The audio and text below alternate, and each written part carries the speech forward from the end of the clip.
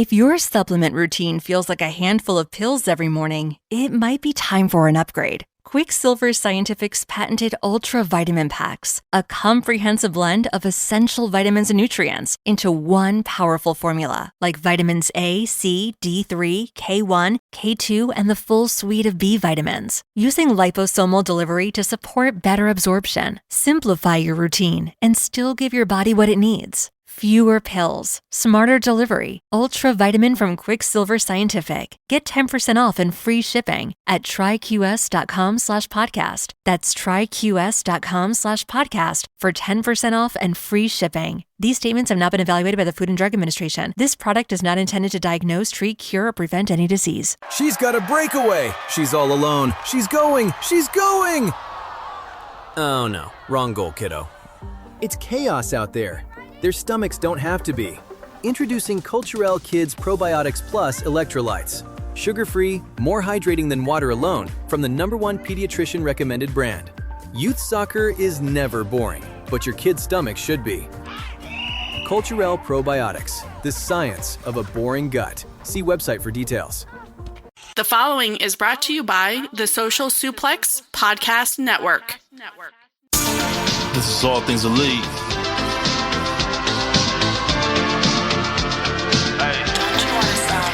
Welcome back to All Things Elite. Load up the pod, man, it's on when we speak. Rich right here, let me warm it up for Austin and Floyd. Couldn't be no one but the boys. When it come to All Things Elite from the fan perspective, swear, man, it ain't no question. Hear from them first. Swear, man, they putting in the work. No, they had to get me for the verse. Social Suplex Network's on. Hours at a time in your headphones. Austin and Floyd on the microphone. Backing out on the rant, getting in the zone. Pulling up the show, give it 7 stars, you already know. Who else could it be but the show with the proclivity for positivity? I'm gone.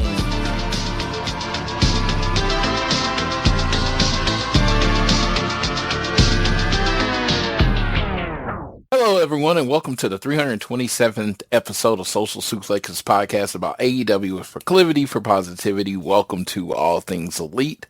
My name is Floyd Johnson, and tonight I'm flying solo. I just got through watching AEW Dynamite from Baltimore, and we haven't done an episode in a while. Unfortunately, me and Austin's schedule with school and work and all that stuff kind of bumped into each other. Then it's been really hot in Oklahoma, and I have been emotionally drained and down. I know you probably don't want to hear this from the proclivity for positivity, but I've reached that age. I'm 45. I reached that age, and I think it has a lot to do with the heat wave we're having. It's been about 100 to 105 every day for 2 or 3 weeks now. But I've reached that age where no matter how much I sleep, I'm still tired. I think it has everything to do with the heat just draining you. Even though I'm not outside, it's making the heat in my house go up and all that kind of stuff. But I know you don't want to hear excuses. I do apologize. I sincerely apologize for not getting an episode out.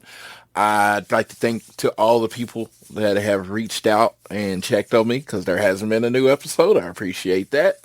But with Dynamite being in Baltimore tonight and you just get through watching it, I was like, you know what? I can just start with the review from Dynamite. And then, so the first segment, of course, it's going to be a few different segments. The first segment is just going to be a review of Dynamite. I'm just going to go through the matches, all that kind of stuff.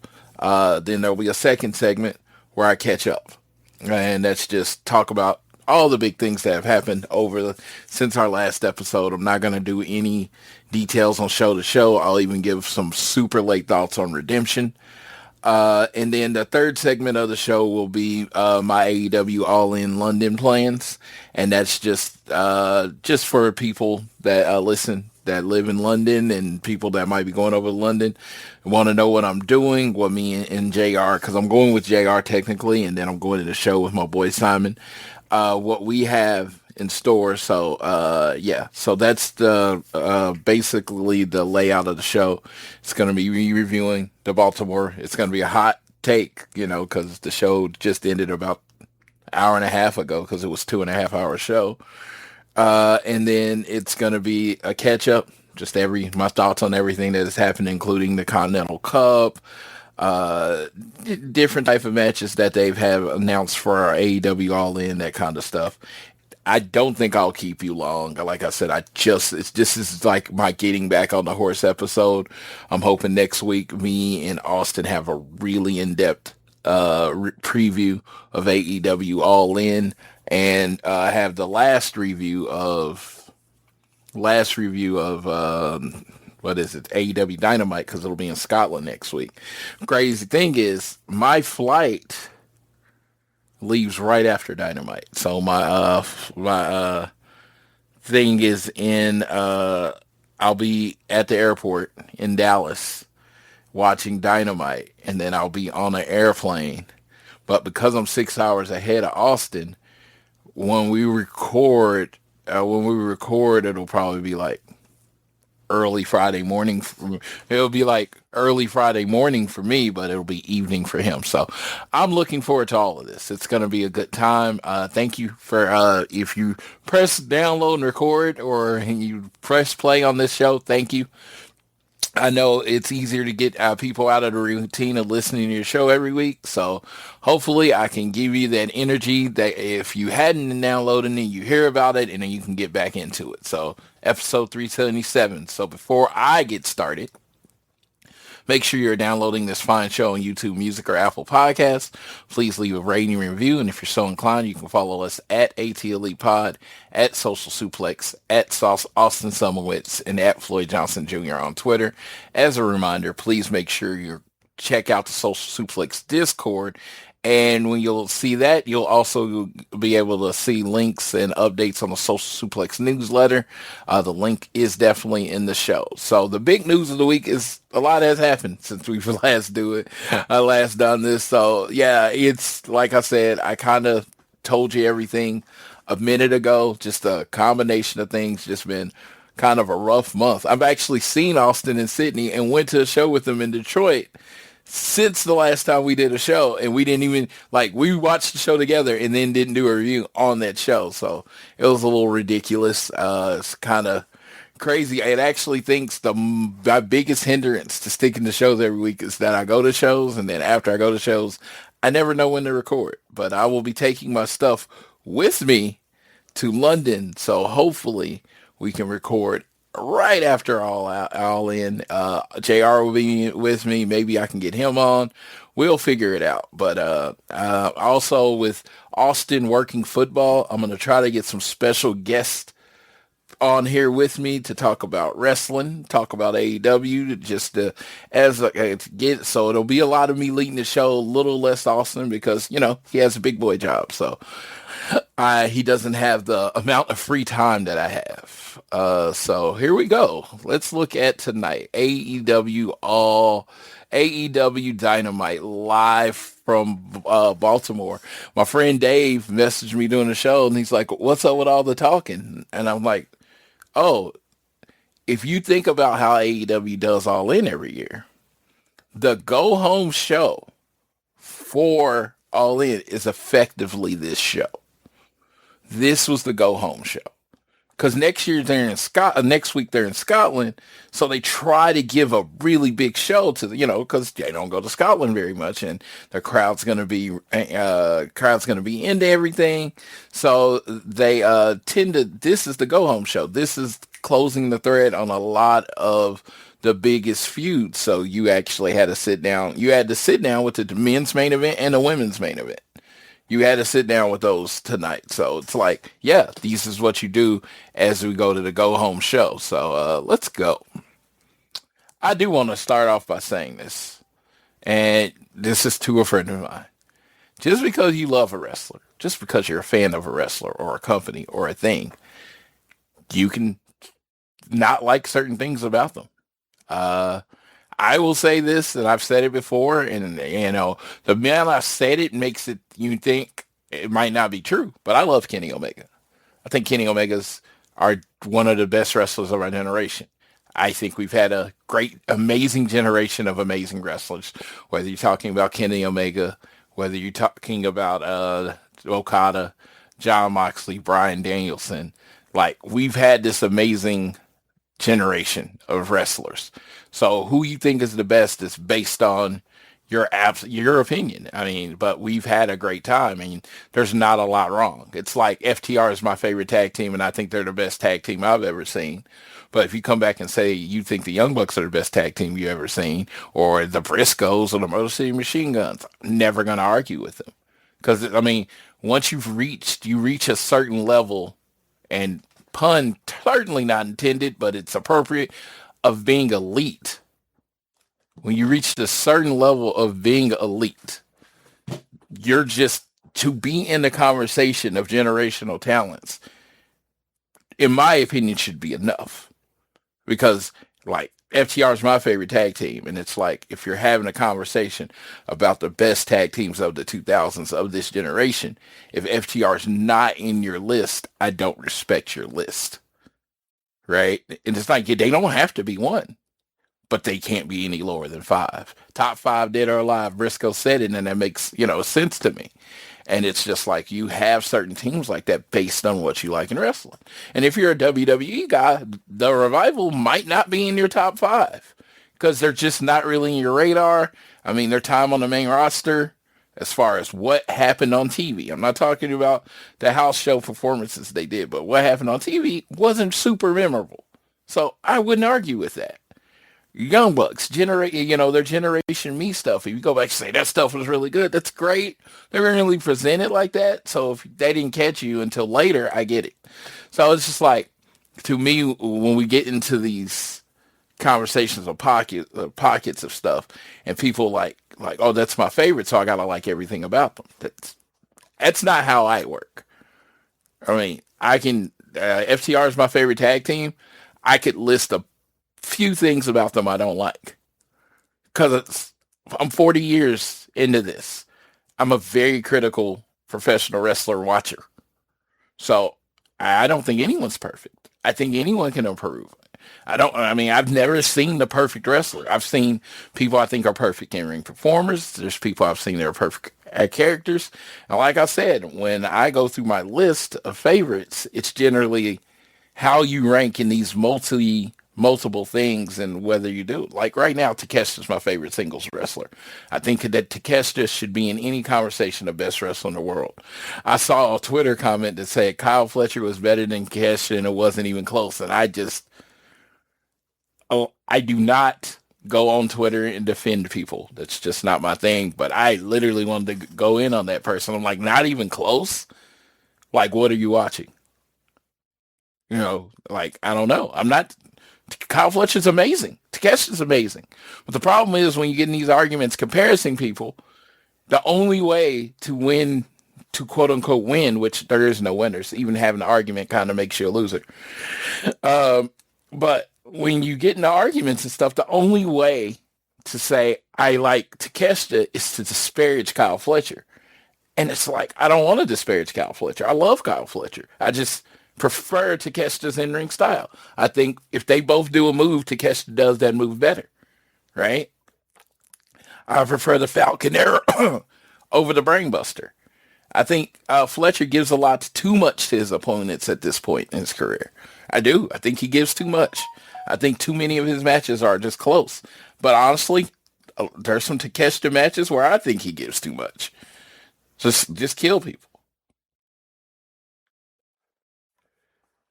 So just kill people. So I don't know. We're kind of getting in the weeds, a little bit on this stuff, but it's just like, what I'm saying is, you can be like, man, I love this peanut butter and jelly sandwich, but next time maybe there's a little less jelly, or maybe the next time it's toasted or whatever. And it's like wrestling, I equate a lot to food. It's just because something's your favorite. Like, I know there's a person out there that loves broccoli, and there's no way wrong in broccoli. And then there's someone out there that hates broccoli. Both opinions are valid. So this is what I'm saying. It's just like, you don't have to think. Just because they're your favorite doesn't mean they're not perfect. You don't have to think, well, they're the best on the mic. They're the best in the ring. They got the best entrances. They have the best gear. I mean, because to me, at that point, you're not a fan anymore. You're something above that. I don't like to use the term stan because of the negative connotations, but it is more of an obsessive thing when you get to the point of uh, when it gets into to the point of they're on, uh, uh, you get to the point where they're on, they're on this pedestal where they go and come down. Like I follow this chick that loves Mox, and how dare you say anyone's better at everything than Mox? How dare you say you want this guy to beat Mox? How dare you say you like your favorite wrestler better than Mox? She's going to jump on you every time. I'm not going to put the account name out there. I'm not trying to put the person on blast, but you literally can't say anything about your favorite person when it comes to Mox. There are Mox fans that she gets on because they're not Mox enough for her. And it's just like, man, when you do that, when you become that crazy to me, like I'm using the word crazy and not the medical term, just the in general outside of norm term, when you can do this. I have had people tell me that people going too hard for their guy made them not like them when they started off liking that guy. And it's like, man, I never want to do that to anyone, that kind of stuff. So, yeah, I love FTR. They're my favorite tag team. I always say this. I think y'all probably hear it once an episode. But by no means are they perfect. And I have a friend, Josh, that's in one of our groups, and he thinks they're boring as fuck. That's fair. He doesn't like what I like. I'm not mad at him. You can, it's a preference. This week, a hot topic was the New Japan G1 final. And Oiwa beat Yuya Uemura with the headlock. It wasn't just like a regular headlock. He was on the ground. It was more akin to a bulldog choke. And there were some people that loved that match and said that's what all wrestling should be, which I think that's a little extreme. I don't think all wrestling should be anything. I think we should see everything. There's people that hated the match because it was basic. I liked the match. I did not love it as much as the high-end people. I thought it was a good match. But to say that's what wrestling should be, that was a little far to me. It was solid. It told a great story. Great physicality. It was New Japan. It was like a love letter to just New Japan, the physical storytelling style of wrestling. But yeah, I didn't love it as much as anybody. I'm not really giving a rating. This is not a New Japan podcast. Or Takeshita was in it. He did well, but didn't make it to the final. Did make it to the semifinals, but he did well in the tournament as usual. I think he only lost 2 matches. I think it was to Oiwa and Shota, but it was highly contested. So I think Oiwa had the tiebreaker over him. That's why he got in. But like I said, not a New Japan podcast. Make sure you're tuning in to Keeping It Strong Style for the most in-depth and best New Japan podcast in the world. But the match was such a hot topic that's why I brought it up. It's just like, what's perfect to you is not perfect to someone else. What you think, do it. Like I watched the match and I was like, that was a great match. Well, then we're looking on Twitter and people are like, that's what wrestling should be. And I'm like, you do know you're saying what Jim Cornette has been saying for 20 years. You do know you're saying what The Undertaker has said on his podcast. You're agreeing with those people. And I'm not saying it's wrong. Both of them have been in wrestling. I think Cornette's at 50 years and Undertaker's at least 30, probably closer to 40. So you got 90 to 100 years of wrestling experience between those points when it comes to just talking about what's going on with wrestling.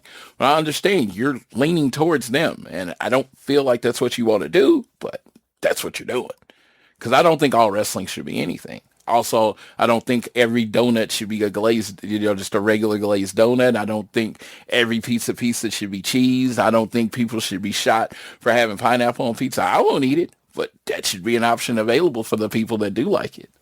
So, yeah, just all I'm saying, and I know this went on longer than I even intended it to do, is just kind of be more open-minded to what other people like.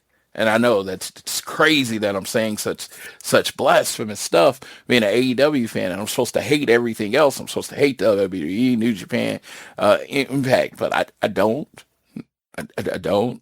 I think every company, if you watch, has something entertaining, and if somebody says Impact's their favorite, and I'm like, I could not agree with that statement, but hey, I'm glad you like it. And that's how I feel about any type of wrestling, whether I like it or not. If somebody comes and says, this is the greatest match ever, I'm glad you enjoyed it. The mass versus mass match earlier this year, I'll use this as an example. Dude, it was so funny how just not saying it was the greatest match in the world made people say you hate it. And it's like, I'm trying to be here, like, supporting your love for the match by saying I didn't love it as much. And you're shitting on me when, hey, there's plenty of people out there just shitting on the match. Go after them. I'm like, I don't get that strongly passionate about hating anything. You know, it's just like, I do get it. When I love something, you'll fucking hear about it. When something annoys me, you'll fucking hear about it. But hate, hate's a wasted emotion for me. I don't have it. I don't have the energy to give hate to you. All right. So La La Land's less than 2 weeks away. I believe it's at this recording. It's after midnight on August 20th. So officially it is 10 days away. At this time next week, I will literally be on a flight to London. I got to order my seat cushion because my butt hurts.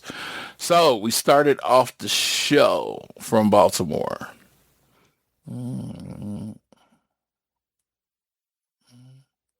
All right, so we started with a trios match. All right, so I'm looking at these live results from F4W because all AEW hadn't put up their results page yet, and it's just like, it's funny how they do it. We started off with United Empire, Will Ospreay, Hanare, and Francisco Kira versus Don Callis family, Brian Cage, Lance Archer, and Romero. Fun AEW style trios match.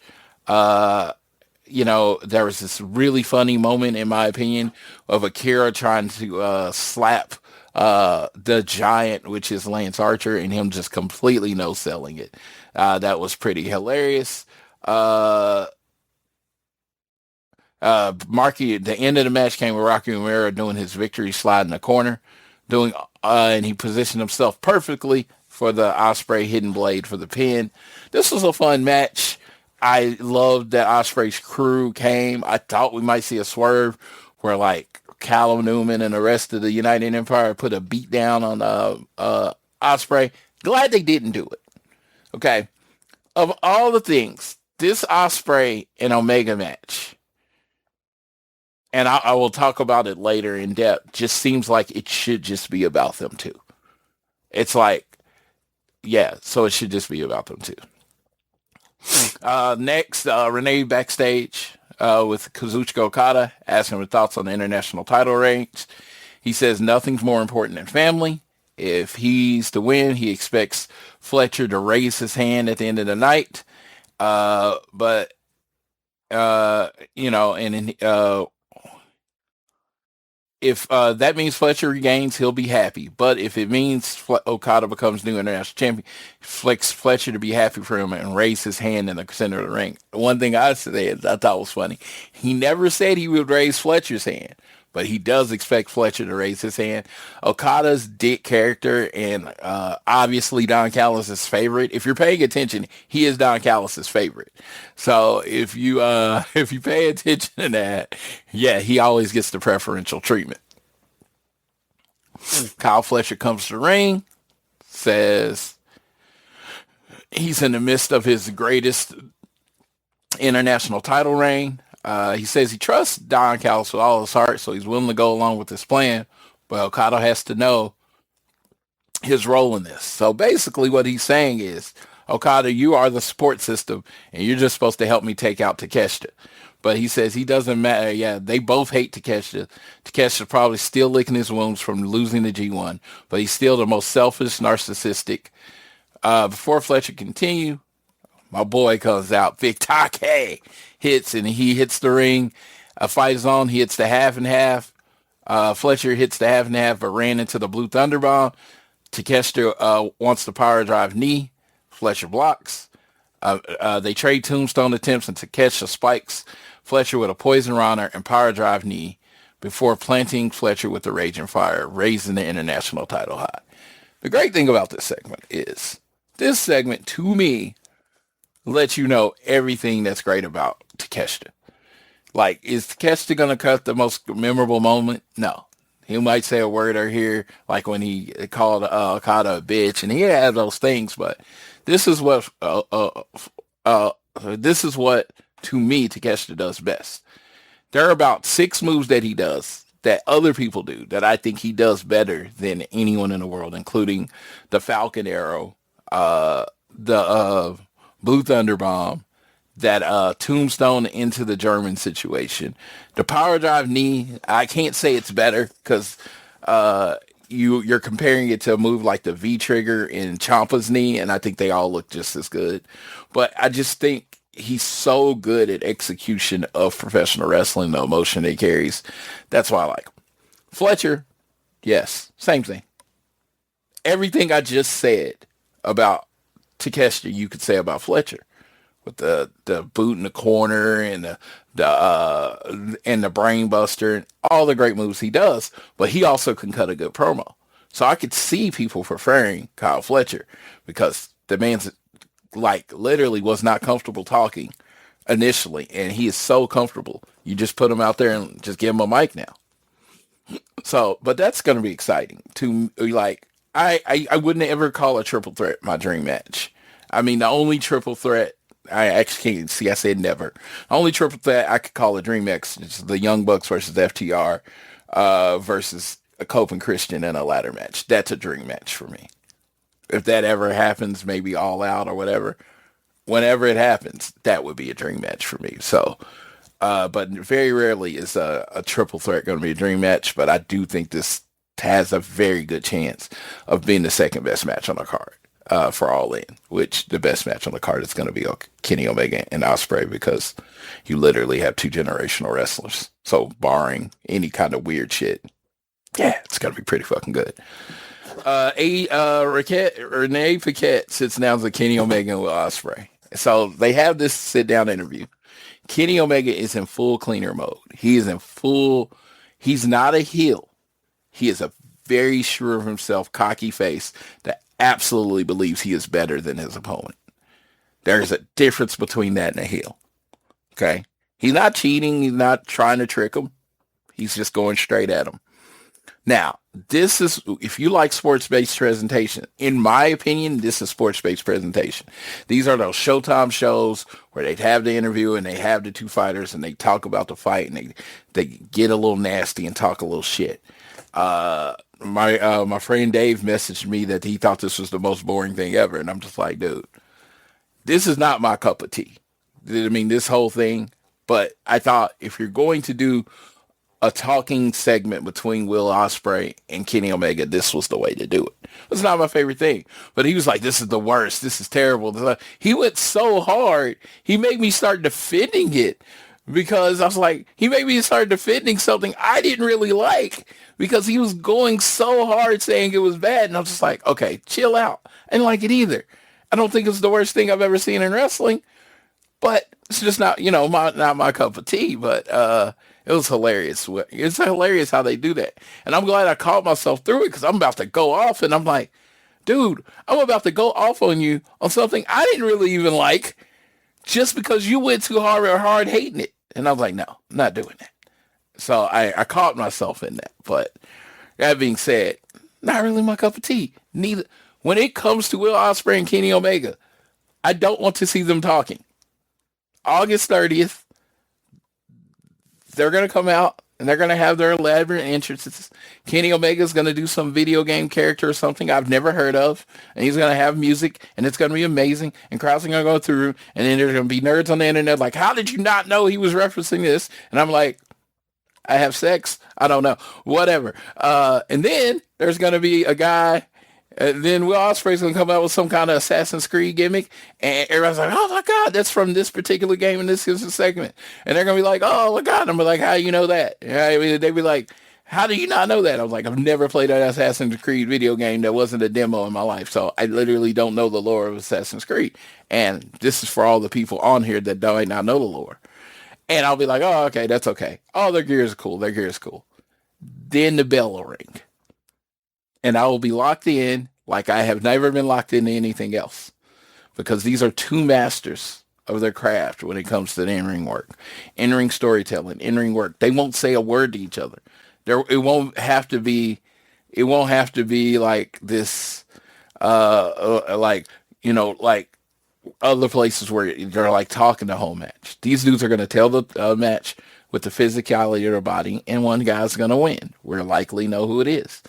And that part is what they do better than anyone else, or as good, let's use that term, as good as anyone else in the world. That's just not to be argumentative, because better is argumentative. They do it as good as anyone else in the world. That's what I'm there for. That's why I would fly to London. If I wasn't flying to London and then they announced that match, that's why I fly. I thought I was getting Ospreay versus MJF, and everybody knows that's what I would have preferred, because I prefer MJF, because I think right now, I think MJF is the best complete wrestler in the world. And if you've listened to this show, you know what I mean. Talking mic skills, in-ring ability, like the aggregate of all those things, he's the best in the world. That is in my opinion. And I can say this, he's not my favorite wrestler. If I listed my favorite wrestlers, MJF would be in the top 5, but he wouldn't be one.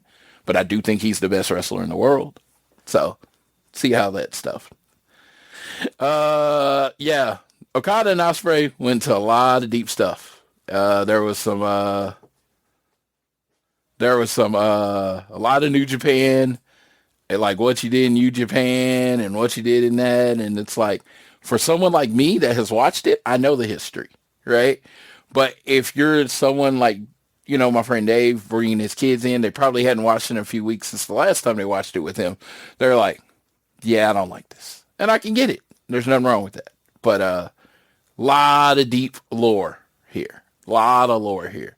A lot of inside terminology for the hardcore fans, the elite fans, the 3-hour drive comments. And it's like, even some stuff I didn't get. It was just like, they were very well, but at the end, Kenny Omega, make sure you knew it was heated, because he said maybe your son might need a new hero. And Will Ospreay, being the young guy, being the bloke from the UK that leads with his heart, was ready to throw down right there. And I thought that was such a dicky line from Kenny Omega, who is showing you in his character work, which I don't commend his character work a lot, but he is showing you in his character work that there's a difference between a fucking cocky face and a heel. He is a cocky face right now. And it's a very thin line. You can, but very cocky face. So little pull apart, and then we moved on. That segment went on like 15, 20 minutes. I didn't have a timer, but it felt like it took forever. And it's just like, yeah, I got the point. Y'all are going to wrestle. One of y'all thinks y'all better than the other. All right, Fatal 4-Way. We have Maya World versus Chris Statlander versus Hikaru Shida versus my girl, the CMLL World's Champion, Persephone, for the TBS title. Yeah, I froze up a little bit there thinking about Persephone. She's a great wrestler.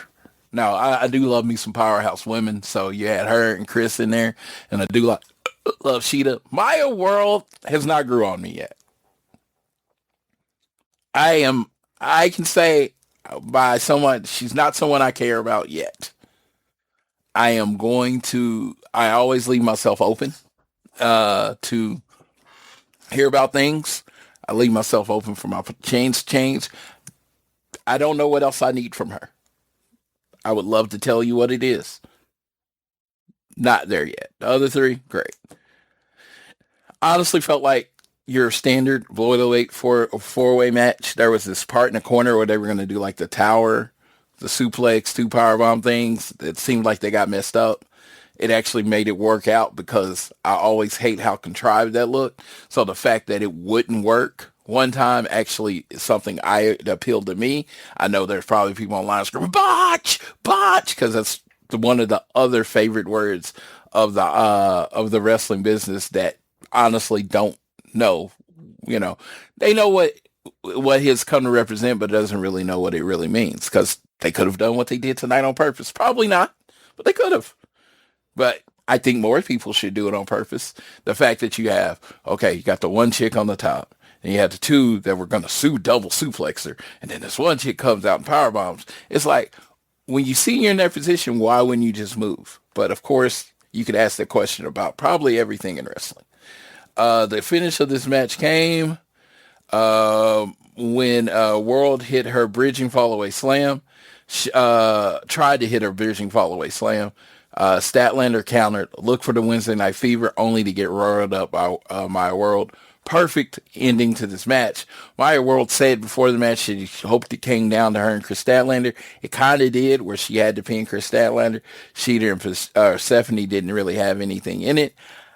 I keep wondering when they're going to announce another women's match for All In, because we have the women's title match. We have the women's title match. We have the tag team match. And I'm like, are we going to get a women's casino gauntlet or a TBS match? Because I do think there really needs to be a third women's match on this show. And, in case I'm missing something, you can call me an idiot. Jay White and Switchblade in the Continental Cup. They point out that I guess Jay White had always had the better of Jon Moxley. Yuta and Marina Shafir did the signature slap. As Mox said, that one hurt. Backstage during the segment, Orange Cassidy versus Kyle O'Reilly on Collision was with Paquette. As they're standing by, they tell her to shush. They're watching the match on TV. I should point out they're dressed exactly the same for what it's worth, because they're best friends. So yeah, let's see. Very physical. I felt like, in my opinion, this was very much a G1 match. Now, somebody might say, what are you thinking about? But the way Jay White works, it's funny. I still think he needs to learn to work face. I don't think he has a very fan-friendly style. I don't. I think this match did a good job, and Jon Moxley did a great job of, but it's like, I'm not going to say 5 moves a doom or something, but just those moves that you set up to get you excited by it. Again, Jay White's going to work the way Jay White works, but as a fan, that's all I'm talking as. I feel like there needs to be some different moves to, get people excited. I think he wrestles the same way he does as a heel. And I think great wrestlers, great performers, their style switches up slightly from heel to face. I guess he doesn't cheat as much. But this was technically, again, I didn't do a show. So when I originally saw the tournament bracket, I was like, they've been doing Death Riders versus Bang Bang Gang. So it's going to be the leader of the Death Riders versus the leader of Bang Bang Gang. This was originally my final. And then they announced it for this week, and I was like, I was wrong. And I was very happy to be wrong. White tried desperately getting to the ropes, but Moxley switch grips into a Death Rider as we get another insane near fall. He kicks out a Death Rider. And then, like I said, it was made apparent that Mox had never beat Jay White. Moxley slapped on a rear naked choke, legs trapped, and despite White fighting, he passed out. So Jon Moxley beat Jay White by passed out. Post-match, Marina came to the ring and raised Moxley's hand. White got to his feet on his own accord. As Moxley debated with Shafir, but never offered a handshake like he did to Jack Perry. He almost shook Jay White's hand or whatever. It looked like they were lining up for it. White went up to Moxley, but was blindsided by the dogs, Dave Finley and Clark Connors. Then we had the conglomeration come out to help. Then we had Gabe Kidd hit the ring and attack everybody. And then we had Roderick Strong come out, and he makes a terrible save because he gets beat up. The dogs were about to put Strong down when Hangman Page, Brodito, and Brody King's music hit, and the Trios champion hit the ring with the dogs heading for the higher ground. Page told Finley, nice boots, dumbass, until the demand interrupt on the stage with Lethal. Page said there's no way in hell they're missing Wintley, so any of them out there fighting tonight or took a break, waxing their partner's head to watch from the stage. If anyone wants a shot at the titles, meet them under the Wembley Arc at dusk, because the champs will be waiting. So I feel like this is going to be like, I wouldn't call it the Stadium Stampede, but along those lines. This is going to be a multi-trios champion, so we're going to get the dogs, former trios champions, the demands, former trios champions. Hangman, former trios champions. I'm thinking it's going to be Jay White and the Guns, which I believe are former trios champions. So I believe it's going to be a room full of all former trios champions. And then Swerve said in an interview lately, you said anybody, don't say if you don't mean it. And I think that's where Swerve is going to grab his two partners, which you know what? We know who it's going to be. I'm not going to even say it on the show, but we know who it's going to be. And I'm excited because to be there for their debut in AEW would be great. So I think it's going to be a multi-team trios title match. John Moxley, so that was it. John Cruz came out, said he was the translator for MJF, says Andrade isn't a real Latino man. He told Andrade what he thinks of, or Andrew, as MJF's call him, what he thinks from Spanish.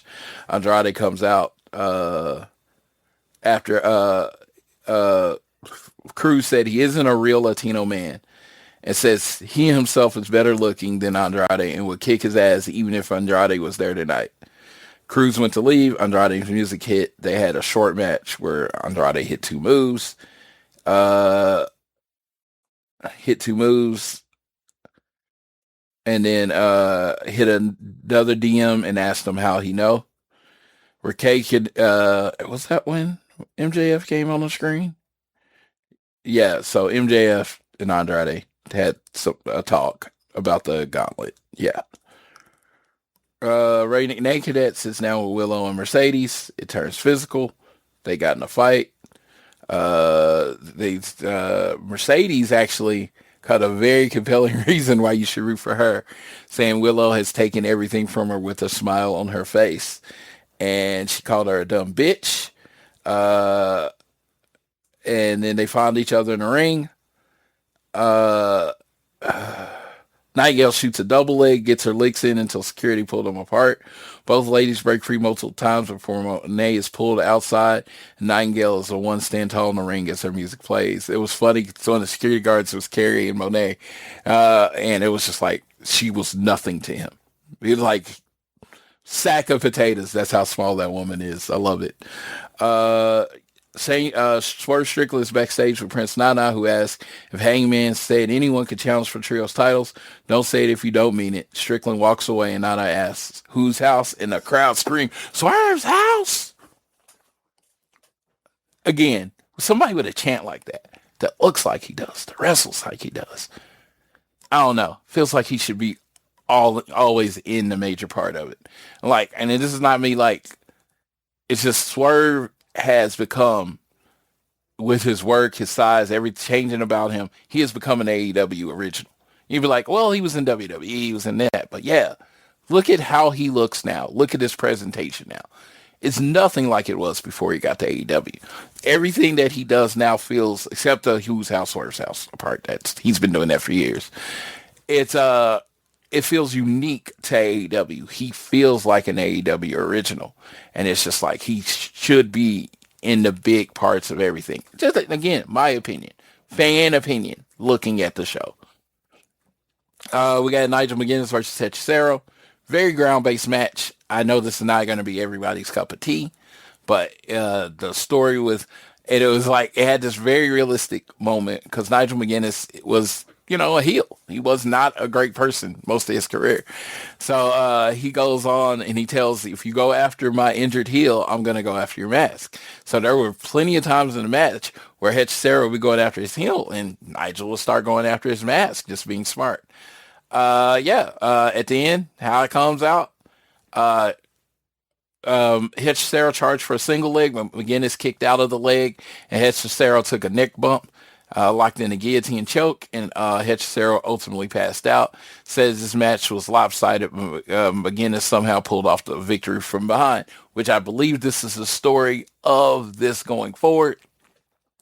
Just notice, Mox and McGuinness finished off their opponents the same way, like a choke into a pass out. The person didn't tap out. So I think there's some along this story. And if you know the Mox history, you will know that, he stole a lot. He used to do the rebound clothesline. he stole that. That was the direct idea from Nigel McGuinness. I don't know if Nigel McGuinness is his favorite wrestler. I think it's Terry Funk, but I do know he was inspired by Nigel McGuinness quite a bit.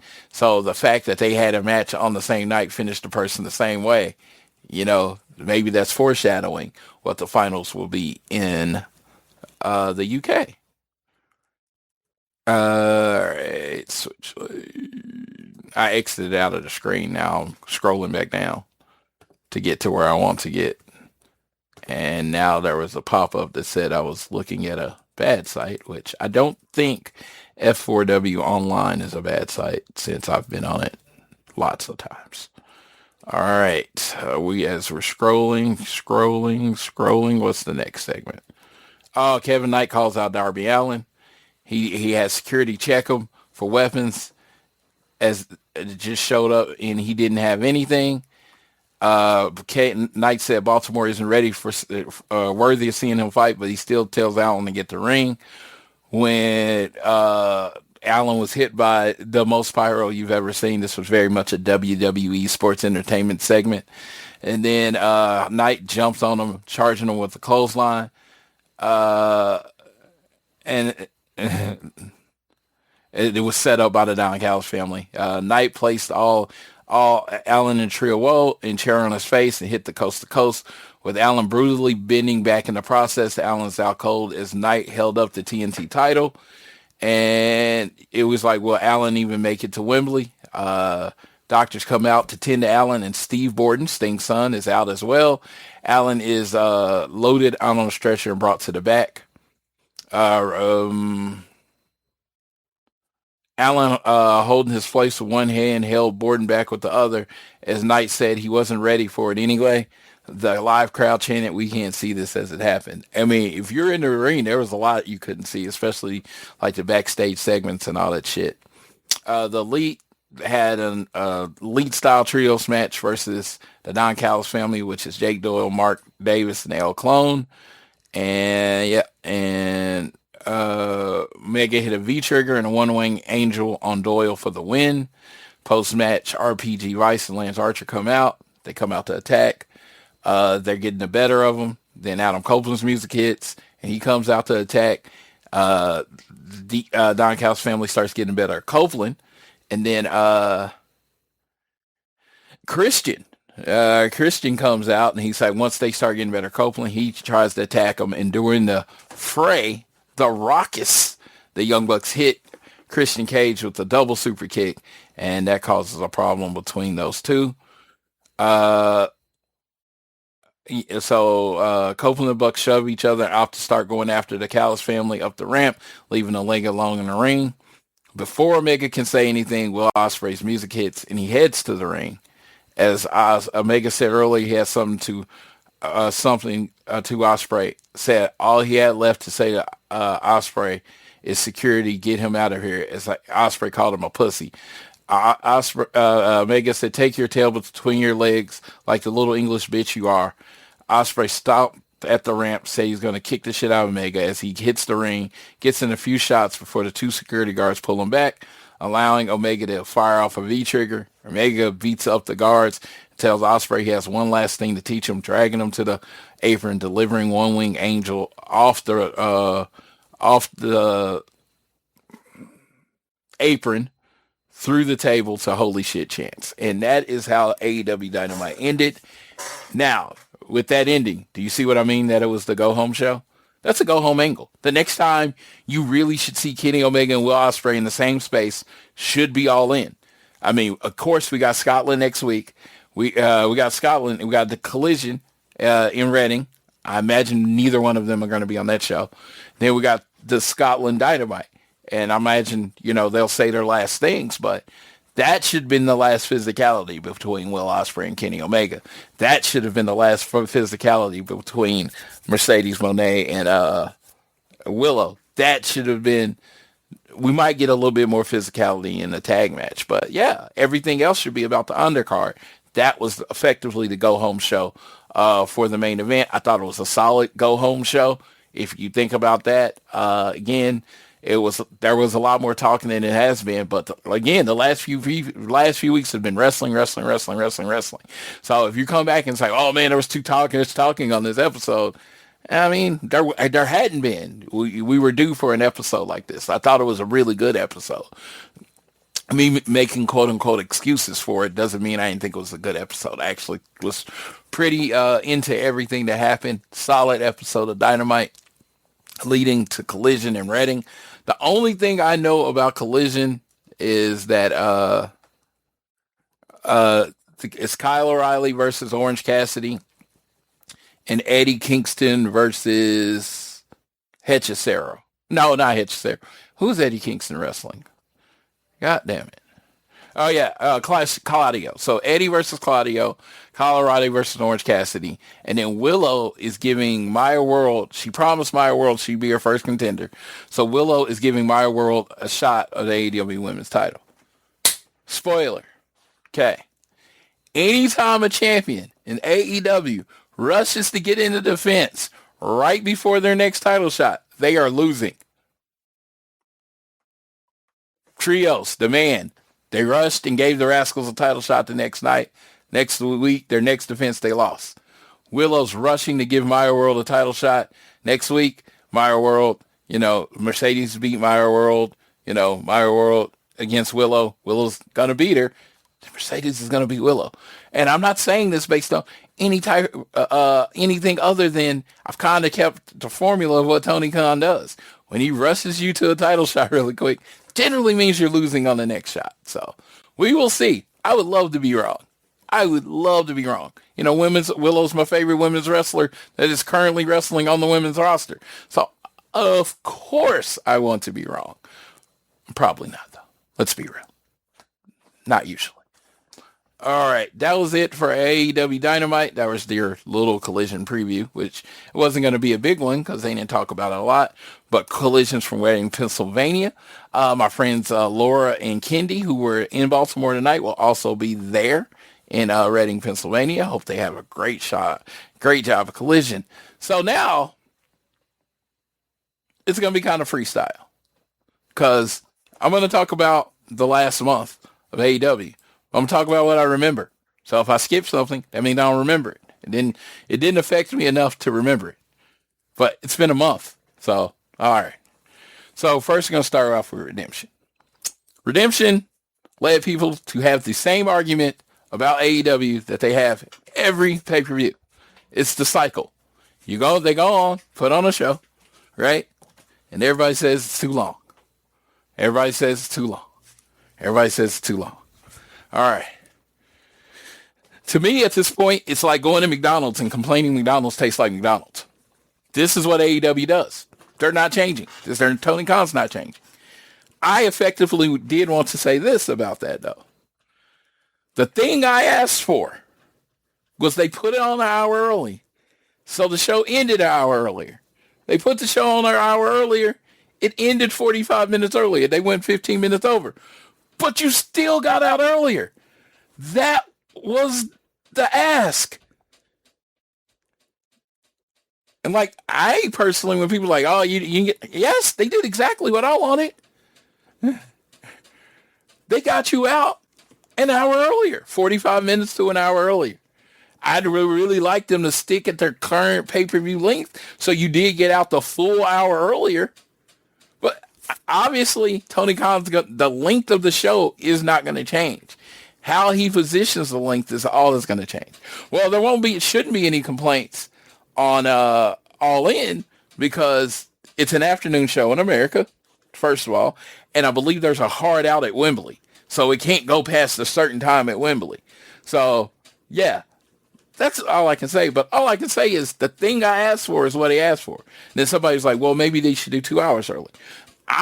Maybe all AEW pay-per-views should be afternoon shows. I don't know. There's nothing that's going to make everybody happy.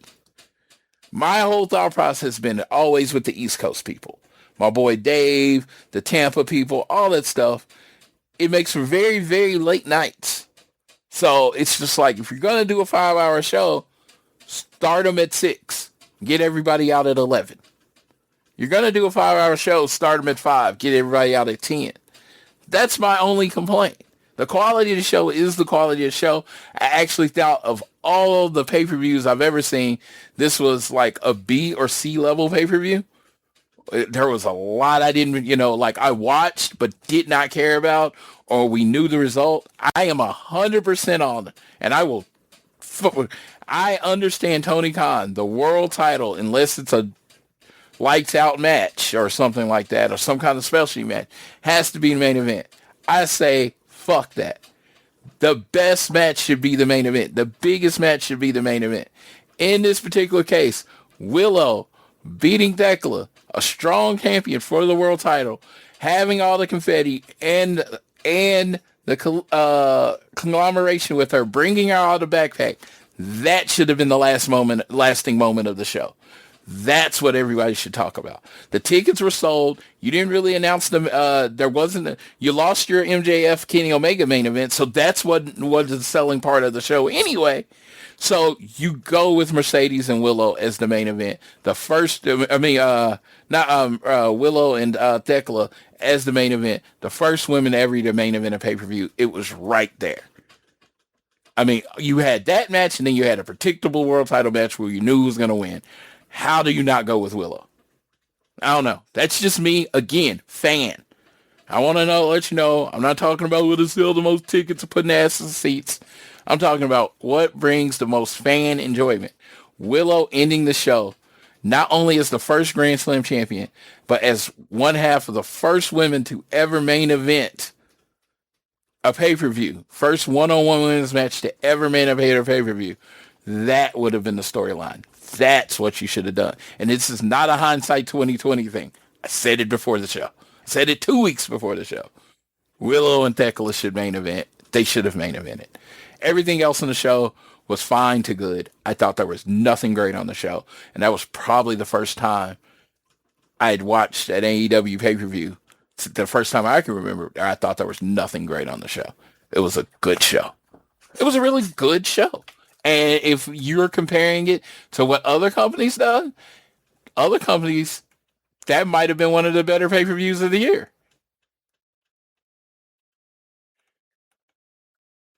That would have been but for AEW, probably going to be the quote-unquote worst pay-per-view of the year.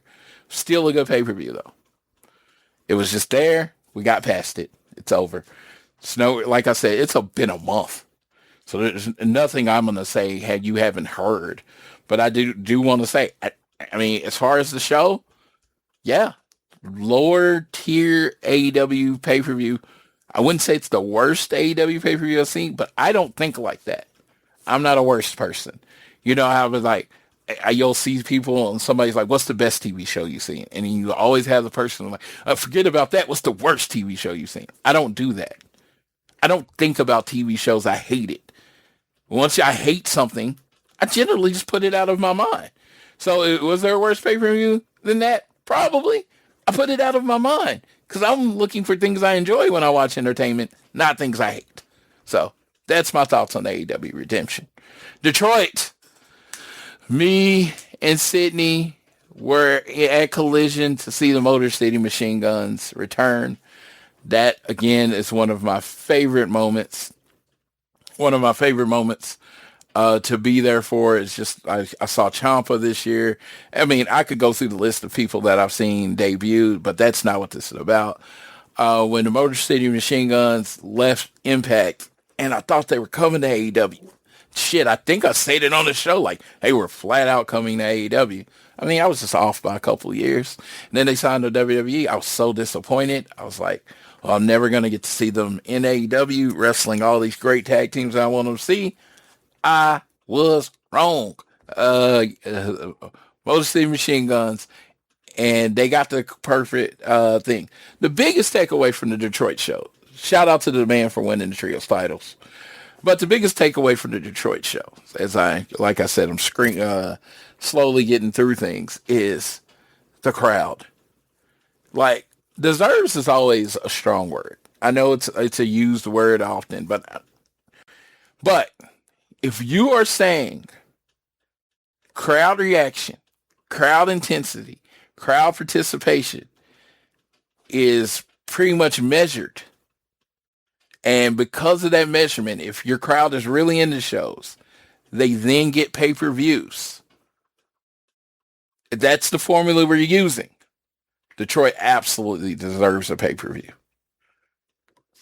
That was a special crowd those 2 nights. Special. Like, top 5 crowds I've ever been in at AEW show. Special. Like, step under All In energy. Step under Double or Nothing energy. But it was right there. We were in there with 1,500 people. It felt like 10,000 at times. They were so hot. That was the exact energy you want from a wrestling show. For me, with enough time, enough notice, and all that stuff, Detroit is a must-go city. When they announce a show, and they announce a show in Detroit, and I have enough time, that's a city I have to watch wrestling in. They have won me over. Their fans are nice. Every security's nice. They don't sit down. There's not a lot of that. It's just a lot of people just being really into wrestling. So Tony Khan said he did some trickeration because he was like, well, I might have an announcement. He said at Dynamite, I might have an announcement tomorrow about it. So I thought they were literally going to announce Revolution or World's End or whatever in Detroit at Little Caesars. Then he came out and say his announcement is that we're all a part of the team to ask Little Caesars to open up a day for him.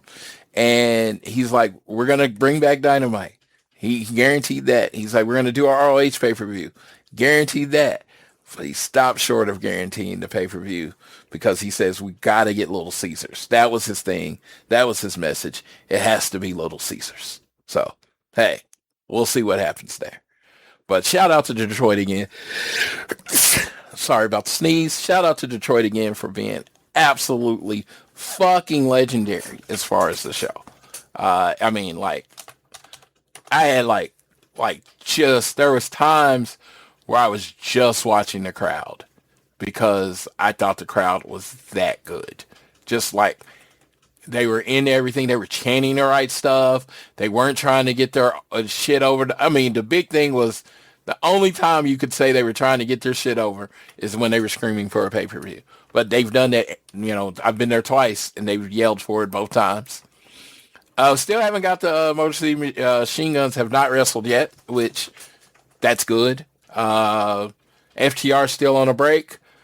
My big thing is I'm already about FTR being, I'm all about my favorite wrestlers healing, and it seems like this pay-per-view rotation was about the Bucks and Kofi Christian, and having FTR there could have taken away from that. Now, that being said, if FTR wanted to grab the last-minute tag member in This Is War and join that trios thing, I wouldn't be mad. They're going to be in London. They're wrestling in Rev Pro, but everything they've said has been about the stuff with Rev Pro. They have a show in Corbin, so they are taking a break, I can say. I'm honest when I say this. It does affect my enjoyment a little of wrestling when FTR is not there. But over the last few weeks, they are, I believe they gave the Rascals a match on Collision. And I won't, let me say that. I'm going to tell you. And I know I'm higher on the Guns than a lot of people. But yeah, they should be winning every week. 5-minute matches, 310 Yuma, boom, boom, boom. Building them up for the tag and trios division. Austin has a new, I think it was like freestyle rap coming out this week. I just think they're incredibly talented at everything. So they should do it. I also heard from Brian James today that somehow the Guns are, the tag team division or the tag team belts are below them in AEW. Thank you. All I will say this is not disparaging Road Dogg because I loved him. I loved him when he was the real Double J.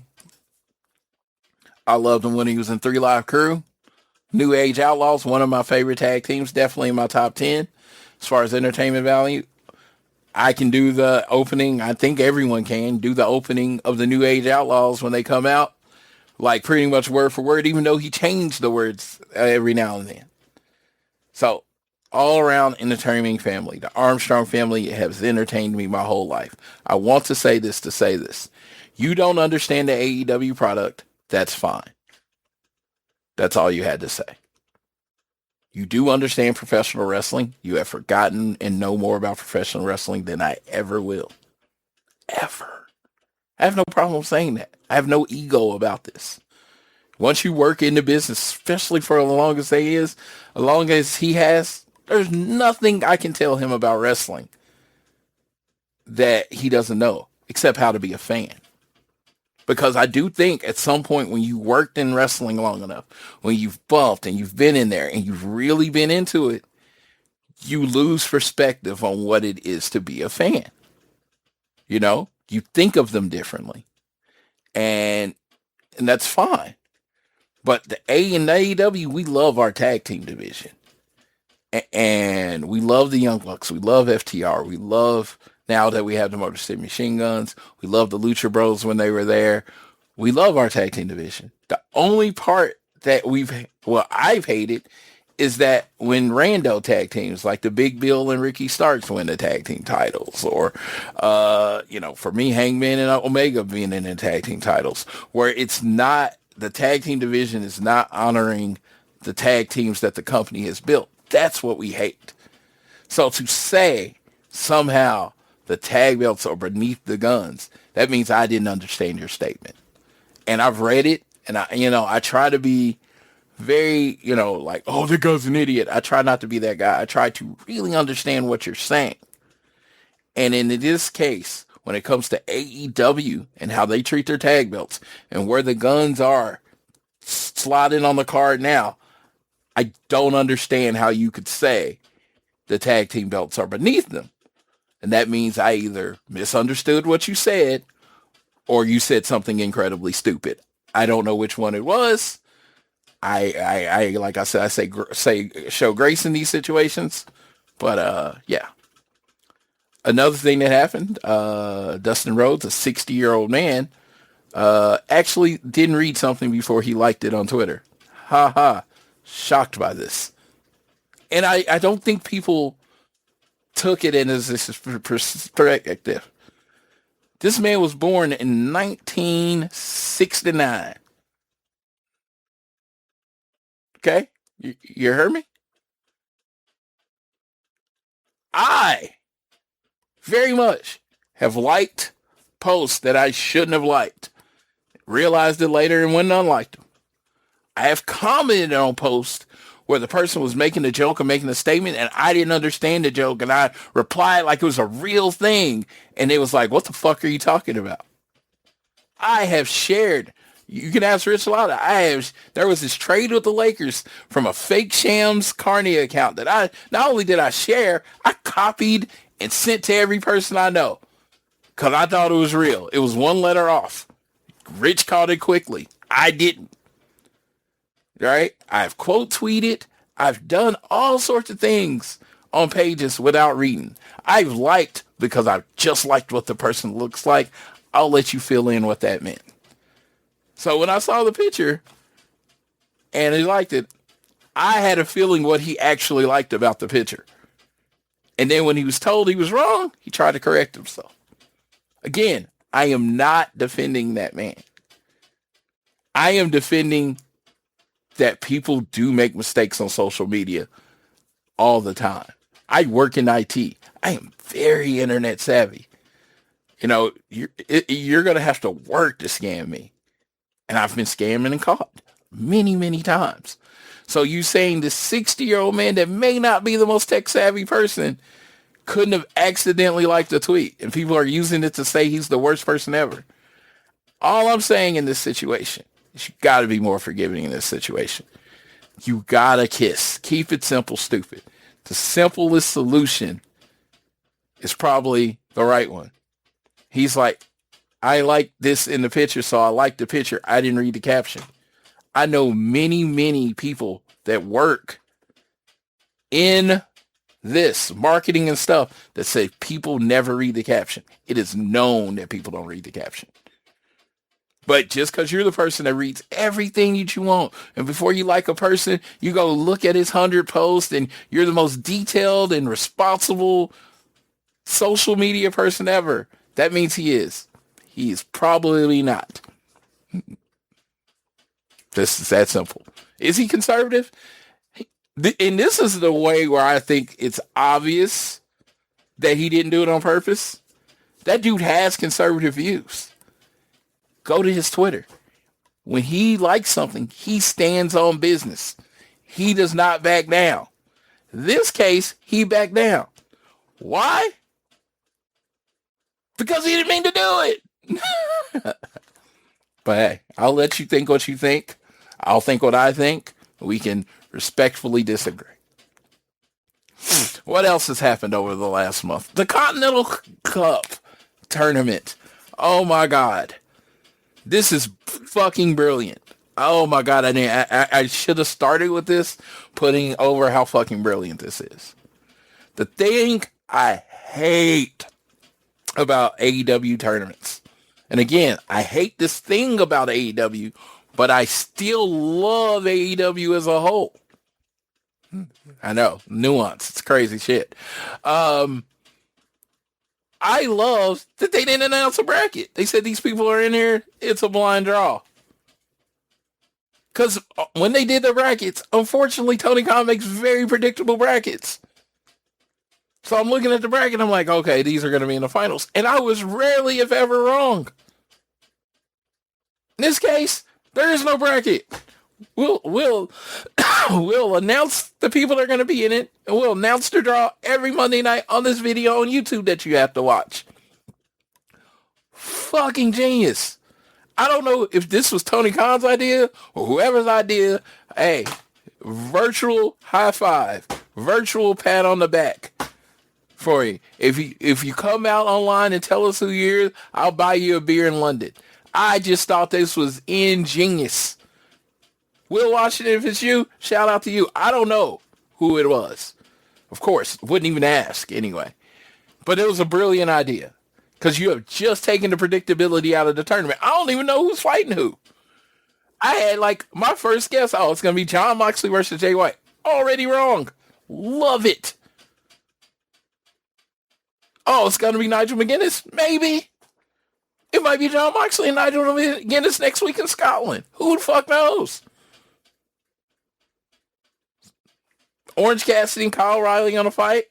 Eddie Kingston and I just did this. Claudio gonna fight. It could be Eddie versus Mox next week. Nigel McGuinness versus OC. That could be the matches that happen. Or it could be anything else. It's so fucking brilliant. Because one of my biggest complaints about wrestling fans in general, because I have my own. My thing is, wrestling fans, you'll see it on Twitter. I want something new. I want something new. I want something new. I want something new. I want something new. And then a company will try something new. They will literally go out of their way to try something they've never seen before. And people are like, that sucks. Well, yeah, if you try enough new stuff, some of it's going to suck. But you got to kind of give them the benefit of the doubt. Let them execute it and then tell them what you think. It's like TNA's doing this thing. And I hate, I'm not defending anyone, especially a company I don't watch, but they're doing this thing where one of the wrestlers, if they lose, their whole record is being wiped out of existence. And I personally think it's fucking brilliant because it's just not been done before. And I think that's a lot of wrestling I watch. I honestly had an inkling to order the TNA pay-per-view because of that match. Just because I wonder if they're going to go through with it.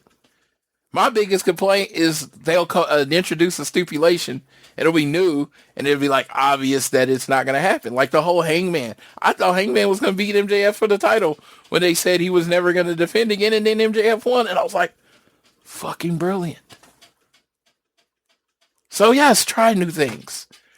And yes, if they try something and you don't like it, it'll happen. It'll be over. You will live. I promise.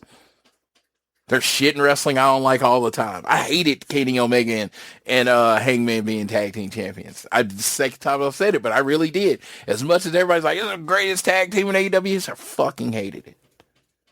because the original idea of AEW, the Young Bucks said it, with Young Bucks, Best Friends, Lucha Bros. I think those are the 3 tag teams that debuted on the night. That tag team wrestling could be main event wrestling. And to me, if you're going to do tag team wrestling, should be main event wrestling. Make that a mission statement of the company, which is amazing. The tag teams that win it should, to me, be people, groups that make their living as a tag team. I think you can do attraction matches, specialty matches, where it's like Kenny Omega and Hangman versus the Young Bucks, but I don't think the belt should be online in that match. But that's, again, just my point of view.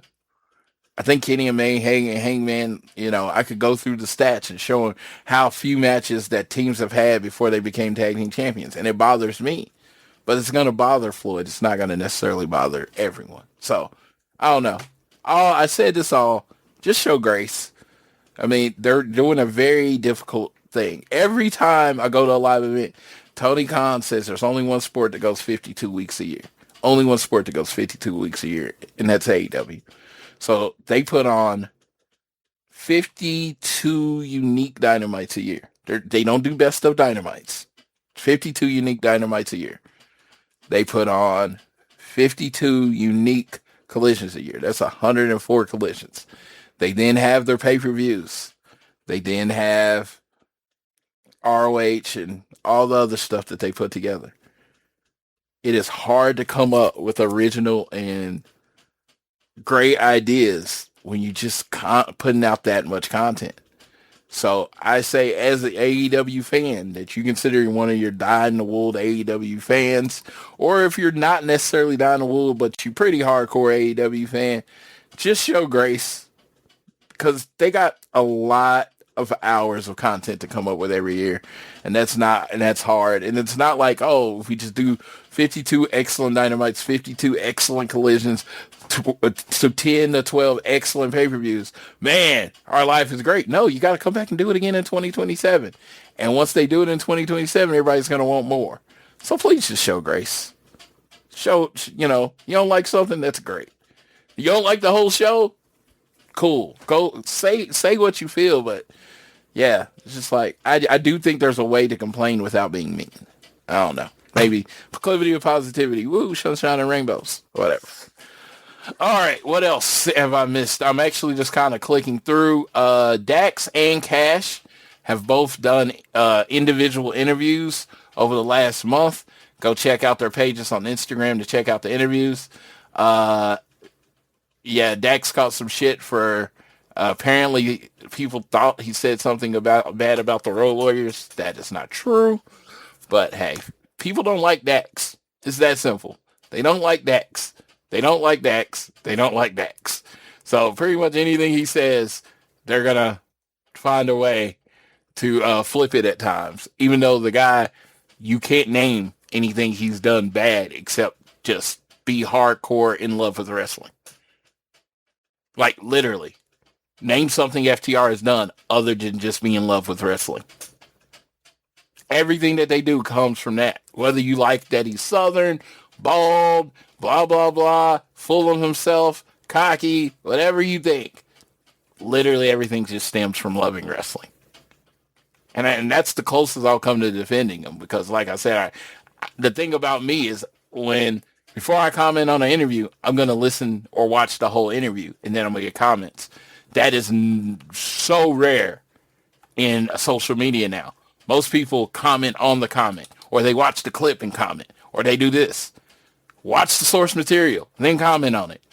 That's pretty much what I say to do. The Hurt Syndicate has been procured by STP. Big wad of money to work with STP. Their first match was Bobby Lashley and Shelton Benjamin teaming with Shane Taylor and Lee Moriarty in a 8-man match. And after the match, after they've been paid, the Hurt Syndicate walked away. We did what we were paid to do. We left.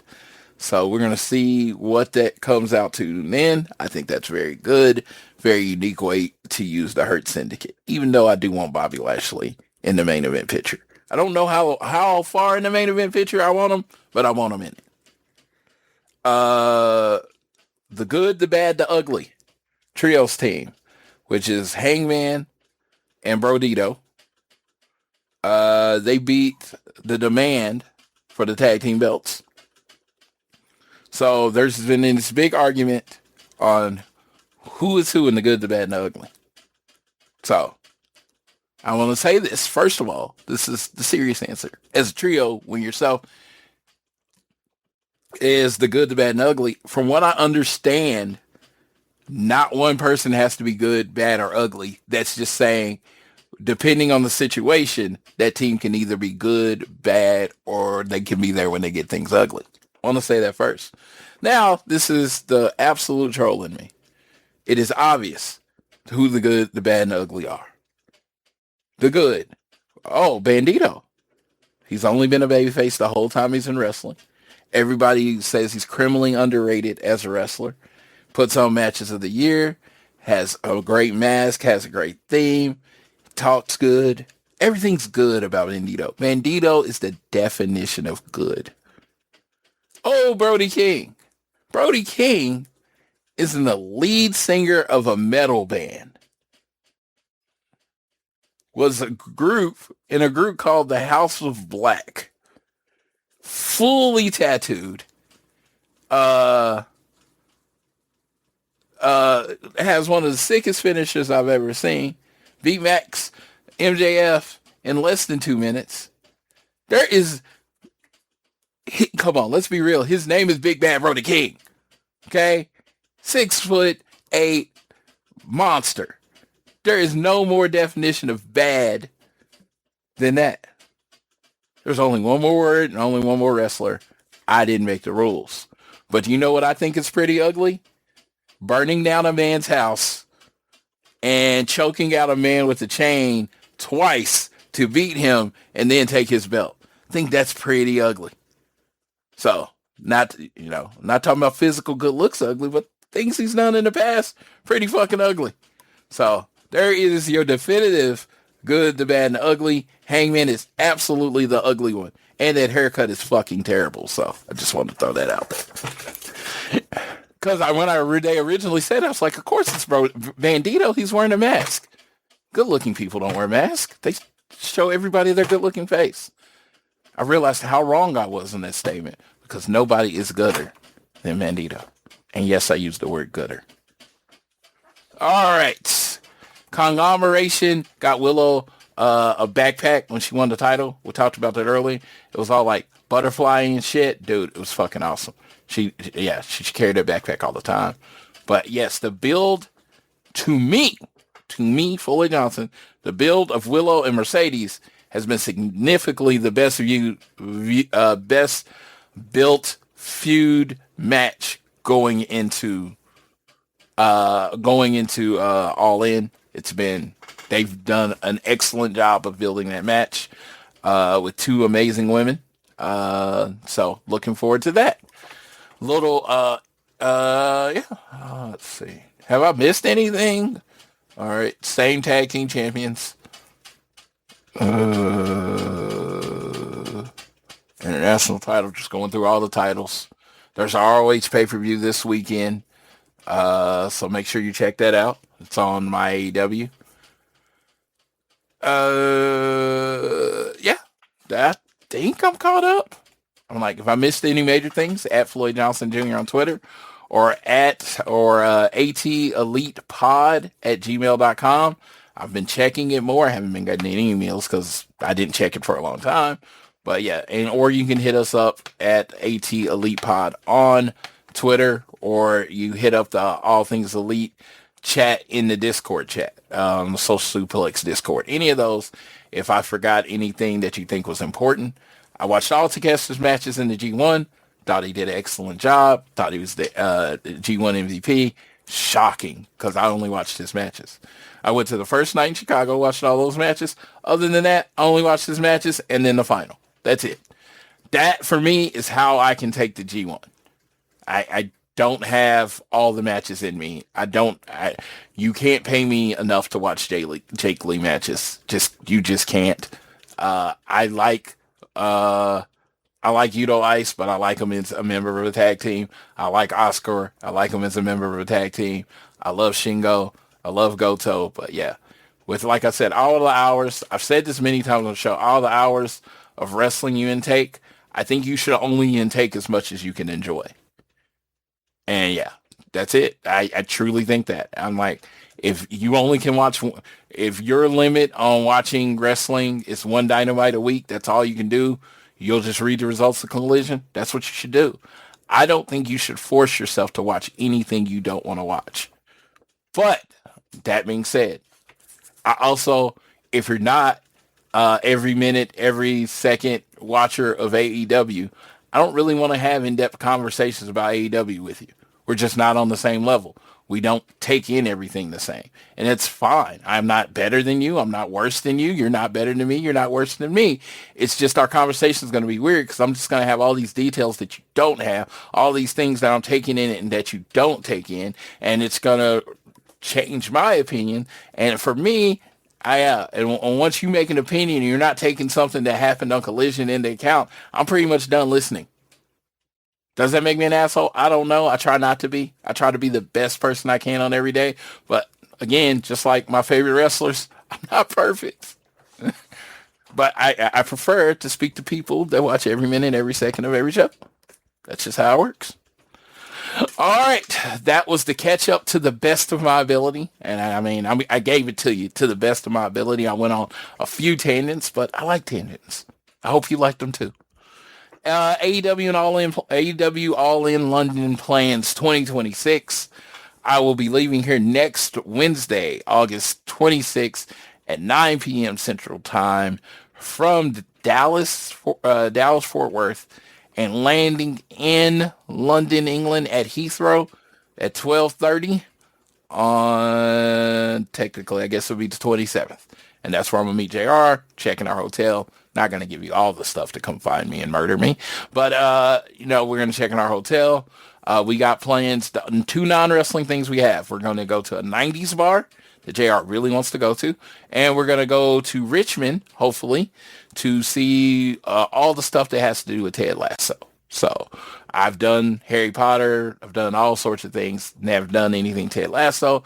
So that's kind of stuff, that thing is kind of going to be exclusively me and JR's, which I think is pretty cool because we both love that TV show. And if you haven't watched the new season, you should go ahead and check it out. I mean, it's one episode in, so I don't think they have changed my, made me like, man, I'm glad this continued, or man, it just sucked that it didn't. I'm kind of wait and see mode, like I am with most things. If you can, go see the Odyssey in 70 millimeter. I know that's not wrestling, but you should still do that. It was fucking amazing. But yeah, once we get there, those are the two non-wrestling things we had. And then AEW announced the guest, the individual time slotted guest for for Wembley. So I sent it to, someone sent it to me. Matt Reichel, I think, sent it to me. He always does. I can always count on Matt for all the update information. Hopefully he had a really great time at Baltimore too. Let's see. I'm scrolling because people kept asking me, what am I doing? What am I doing for this show? And I'm like, I'm doing stuff for this show. Because it's like, and there's no way for this not to sound douchey. I've met all the people from AEW for the most part. I mean, there's Maya World, like Kyle Fletcher. There's some like exclusive people that we've kind of, missed our timing and stuff like that. But in general, I've met everybody I want to meet, in AEW. So it's like, we got some ancillary people that I haven't met. Where's my phone? Because this is taking way too long to figure out. Because I know I sent a screenshot to like several people.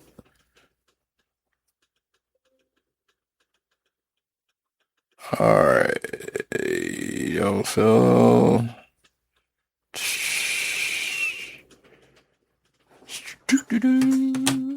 no, I'm not going to edit this, so you're going to hear this little delay. Shout out to my boy Steven. He always checks on me. Steven or Freddie. It's my guy. Always checks on me. Like, always just seeing how I'm doing. And I think that's pretty freaking cool. You know, check on your people. Check on your people. And when they say, I don't really want to talk about it, I'm not doing that great, tell them to talk about it anyway. Because honestly, that's when you need people. When life's good, I mean, it's fine. I mean, it's good. Don't get me wrong. When life is good, it is exactly that. It is good. But sometimes when it's going wrong, like just the weather's been getting to me, that's when you need people to check on you. That's when you need to be like, okay, I'm going to tell you a lot of shit that's wrong. And hopefully you're there for me and listen to me. Because that's what that's what I'm always going to try to do. All right, session 1. So Friday, August 28th. This is 11 a.m. to 1:30 p.m. British time. Tommaso Ciampa, Willow Nightingale, Adam Copeland, and the Dogs. I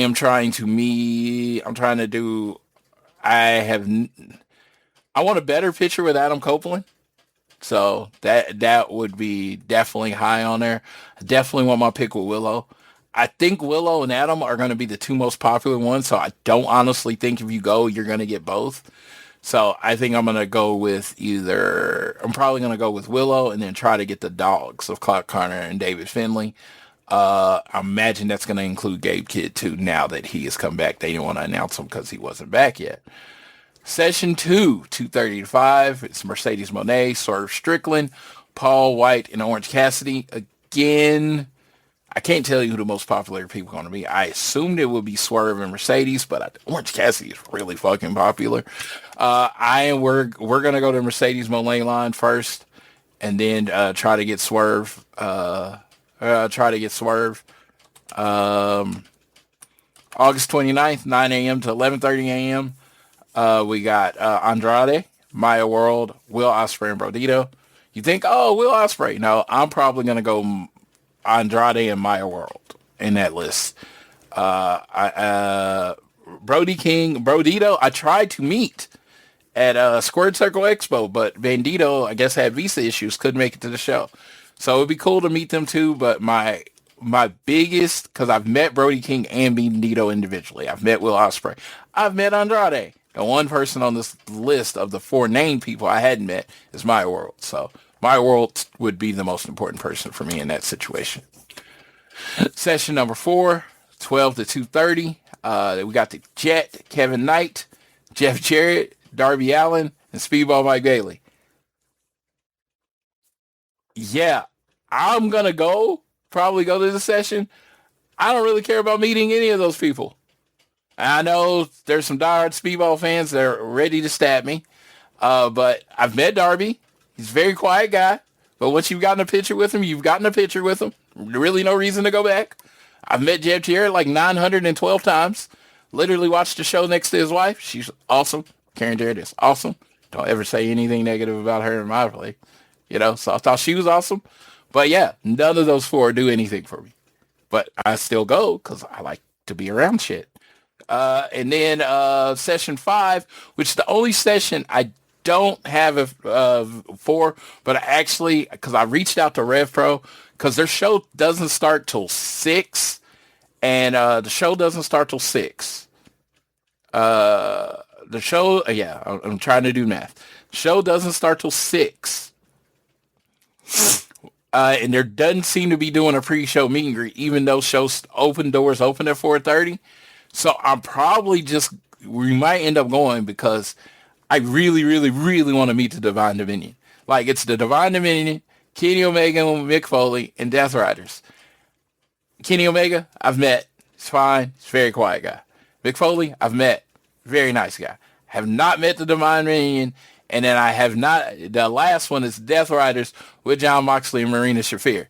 So if I could get to the Death Riders and the Divine Dominion in one, that would make everything else I bought worth it, because love me some Marina Shafir. Like, unnaturally high on Marina Shafir. And then Bane and Lena Cross. Yeah. So they're also going to have a lot of your shop AEW stuff, so you don't have to get the merchandise while you're at Wembley. I don't think I can because I can't buy any of the stuff Saturday because the venue we're going to doesn't have a place to leave your backpacks. So that's kind of crazy. But Upper Deck's going to be in the building. They're going to have a listening station, all that stuff. Orange Cassidy looking like contest. The Young Bucks money grab, where you step inside and grab as many Young Bucks as you can. Will you walk away rich or leave empty-handed? Stop by and check your luck. Yeah, Orange Cassidy. See, that kind of made me want to bust out my idea of dressing like Orange Cassidy and calling myself freshly poured chocolate milk. I always thought that was funny. I've seen other Black Orange Cassidy, but I never heard that name used with it. So if you've listened to the show, you can steal it. I don't care. I'm not going to dress up. T-shirt, the shirt farm is going to be there, and Blacksmith is going to have stuff that's exclusive to Wembley. All right. And this is how I see it. If you're listening to the show, I can let you know. If you want something from Wembley, if you want me to pick you up something from Wembley and bring it back to you, great. Money first. Yeah, not a usual statement. Some people have not picked up stuff I've gotten for them. So money first. I'll tell you how much it costs, and then you send it, and then I buy it, and then I send it to you. That way, I'm not feeling a certain way. Because one thing I have in me is I do not like to let money get in the way of friendships. But when you say that's great, let's say I give you money, you don't pay me back, we're good, we're still friends, life happens. I'm also never lending you money or having anything money financially do with you again, but we're great. That's where the problem ends up showing up, is when you set the boundary that, hey, we're not talking about money anymore, they get mad at you, even though the ones didn't pay you back. It's hilarious. Again, that's just, a long way of being a person that is, I hate saying this, but somewhat generous. People do take advantage of it sometimes, so I try to watch out for that. That's our plan. Day of the show, because that was the day before the show. Day of the show, Sunday. I plan on resting as long as possible. Treating JR to a nice English breakfast at our hotel, but I mostly want to rest that day. Meet up with Simon and some guys from England, whoever I can. Grant, my boy Grant. Meet up with them. I do one thing every year. My pre-show meal is Nando's. It started with the first All In London, Will Ospreay gave his Nando's order, and I went there and I got the order that he did. His particular Nando's order, I think it's I can't remember everything, but it's like the wrap with double mash. And I don't get that every time, but I always get Nando's on All In Day. It's just kind of my traditional one that's in London because it's something you exclusively can't get here. And I think most of the London other food sucks. So hopefully I'm proven wrong this time. I'm letting JR handle the food situation. I'm telling you, in life, get you a JR. The reason I say that is, let's just say you just like to go on trips and you like to be there. You don't really care where you eat and all that stuff, which is me. He likes to plan everything. You know those State Farm commercials like Don't Become Your Parents, and they say your parents can't go anywhere without a plan? That is absolutely JR. Like, it was funny when we were planning this show, he kept like, well, I want to do this. I want to go to this 90s bar. I want to do this. And I kept saying, that's all great. But in my mind, the wrestling stuff, what they announce, which AEW doesn't announce it till late, is always going to take precedence. So don't plan so much that you're not flexible when I say, hey, I'm going to go watch the wrestling stuff, because that's what I'm going for. Again, you're worrying too much about me and JR's friendship, so I'm going to move on from that. But I am looking forward to seeing Simon. I'm looking forward to seeing Grant. I'm looking forward to seeing, I have a Facebook group called The Club, and it has a lot of UK people in it, and they don't talk a lot. The guy, my boy Sam Hookins, they're not in it a lot, but every time I go, I always see them at the show. So I'm looking forward to seeing all those people. My boy Ron from Atlanta, I got to message him with my plans so he'll know what's up. He's coming to the show, which is going to be exciting. I like Ron. Ron has that temperament, perfect temperament, completely chill. like whatever, that kind of thing. Doesn't get too up, doesn't get too down. That's kind of the perfect temperament when you're on the travel. The reason why is because things are going to go wrong. Sometimes, travel plans are going to go wrong. You're going to lose things and all that stuff. You need that person that is level-headed, that can stay calm. And that is definitely my boy, Ron. But I'm looking forward to All In again. Need anything, hit me up. Probably going to try to buy some stuff to do a giveaway when we get out. I haven't done a giveaway in a long time. I think I want to try to do a giveaway when we get back. I say try. That's not a guarantee. This is not LeBron James in Miami, not 4, not 5, not 6, not 7. No, this is Floyd saying I'm going to try to do a little giveaway, and it's going to be stuff that was exclusively available in London for All In. So if I find out any of the shit's available everywhere else after I get out, I'm probably not going to give it away. I'll just keep it. But in 1 year, I will be able to say I went to Forbidden. I went to Wrestle Kingdom and I went to All In. And then I went to Wrestle Dynasty. So this will be the 4th country that I've watched wrestling in.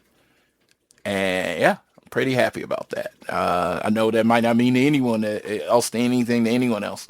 That's pretty cool because, again, I've said this before, and I tend to repeat myself. But when I was growing up, Southside Oklahoma City, one of 11 kids, 2 working parents.